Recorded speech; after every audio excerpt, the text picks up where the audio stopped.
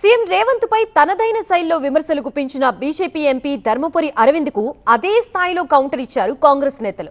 అరవింద్ మొదటి నుంచి బీజేపీలో ఉన్నట్లు ఫీల్ అవుతున్నారని విమర్శించారు. బీజేపీలో అంతర్గత పోరు ఉందని, అందుకే ఇలా మాట్లాడుతున్నారేమో అని కామెంట్ చేశారు. 28-29 రేవంత్ నాయకత్వంలో కాంగ్రెస్ పార్టీ చాలా అధ్వానంగా ఓడిపోతుంది. కానీ మన మోడీ గారు ఒకటి మెసేజ్ చూడజావాలి.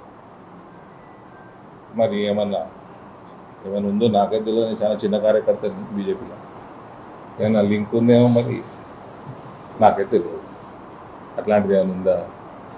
సువేందు అధికారి అంటే పశ్చిమ బెంగాల్లో అయిన ముఖ్యమంత్రిని ఒరిజినల్ బీజేపీ కాదు. అదేవిధంగా అస్సాంలో ఉన్నటువంటి మీ కొత్త ఇప్పుడు రెండోసారి మూడోసారి ఏదైతే ముఖ్యమంత్రికి అవకాశం ఇచ్చినటువంటి ఆయన కూడా మీ ఒరిజినల్ బీజేపీ కాదు. అంతేందుకు మీరు ఒరిజినల్ బీజేపీ కాదు. మీరు ఎక్కడి నుంచి వచ్చారు? మీరు కాంగ్రెస్ నుంచి వచ్చిన వాళ్ళు కాదా? డిఎస్ తండ్రి చాటు బిడ్డడికి అధికారంలోకి వచ్చి నీ సంగతి చూస్తా ఇదేనా మాట్లాడతారిక?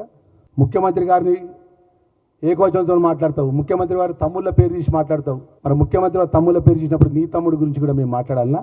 నిజామాబాద్లో మీ తమ్ముడు చేసే మీ అరాచకాల గురించి మేము మాట్లాడాలన్నా? మేము అరవింద్ గారు జరి ఇప్పటికైనా కొంచెం ఏది పడితే అదే మాట్లాడు మానేసి. ఎండలు ఎక్కువ ఉన్నాయి అరవింద్ అన్న, ఎండలో తిరగకు.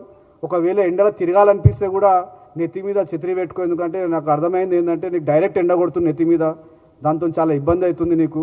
నెత్తి మీద ఛత్రి పెట్టుకోవాలని అంటే అన్న అరవింద్ అన్న నిజామాబాద్లో వాళ్ళ అనుచరులు కూడా రిక్వెస్ట్ చేస్తున్నారు, అన్నకు పిలిచేటప్పుడు మీరు ఛత్రిలు రెడీ పెట్టుకోరి, అన్న నెత్తి మీద ఎండ పడనీయకుండా. ఎందుకంటే అన్న ఎండ పడితే ఏం మాట్లాడుతున్నా ఆయనకే అర్థమవుతలేదు. ముగ్గురు మంత్రులు, ముగ్గురు ఎంపీలు బీజేపీలో ఉన్నవాళ్ళు పేర్లు నేను చెప్పను, మీ అందరికీ తెలుసు. వాళ్ళు ఈ సమస్య రాగానే బండి సంజయ్ని సస్పెండ్ చేయాలా, బండి సంజయ్ పోస్ట్ నుంచి రిజైన్ చేయాలని బీజేపీ ఎంపీలు చెప్తున్నారు. ఊరికనే అదే వాళ్ళ పార్టీలో ఉన్న క్రమశిక్షణ. ఏమి క్రమశిక్షణ?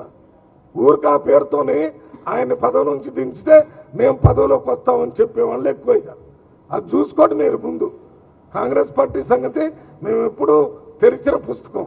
ఏం సమస్య ఉన్నా ప్రజల ముందు మాట్లాడతాం, ప్రజల ద్వారానే మాట్లాడతాం, సమస్యను పరిష్కారం చేస్తాం.